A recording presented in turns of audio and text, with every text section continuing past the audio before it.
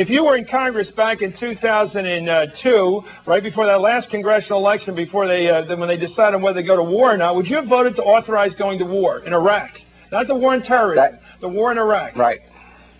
Now, that's a tough question, Chris, and it's hard to play Monday morning quarterback.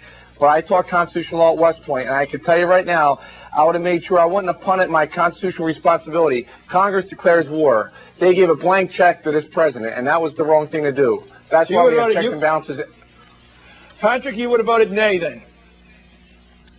I would have made sure I wouldn't have had my name. You have to vote aye. Let me tell you how Congress. I'm not going to talk to you like this. I was going to be sarcastic, but I thank you for your service, so I'm going to treat you with respect. You got to vote A or nay.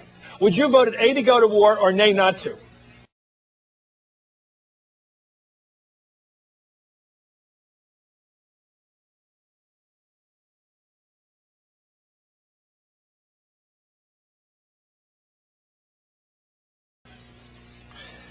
It's a hard call, Chris. I know. That's why you run for Congress. You shouldn't run for Congress if you don't want to make that call. What would you have done? You've got 2 years of oversight. You can look back and decide whether there's a right way or vote. Those guys who had to vote then and women had to look ahead. You're looking back. Was it the right vote or the wrong vote to authorize going into Iraq?